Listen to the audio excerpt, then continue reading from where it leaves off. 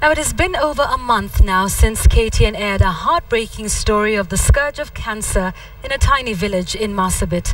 Now, Parliament is seeking to grill Ministry of Health officials over the incidence of the killer disease that has baffled many experts. But as KTN's Dennis Onsarigo reports, real action still seems far away.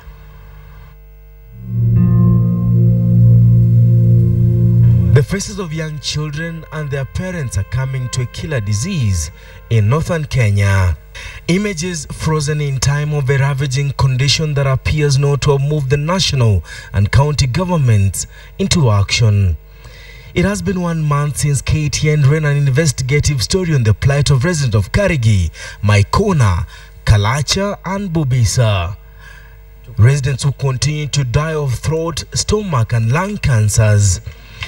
KTN's investigations desk wrote to the Ministry of Health and even went ahead to hold a telephone conversation with the Cabinet Secretary, James Macharia.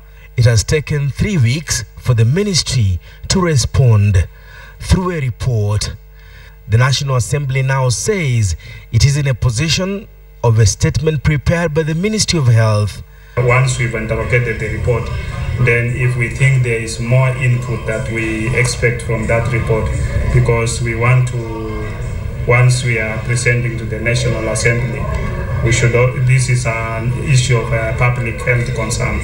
The report will shed light on the government's response to the alarming number of cancer cases that have claimed more than 70 lives since 2009. Some of the cancer victims KTN interviewed a few months ago have since died, and many more are staring death in the face. Residents of Marsabit blame the killings on oil exploration carried out in the larger Marsabit County 26 years ago.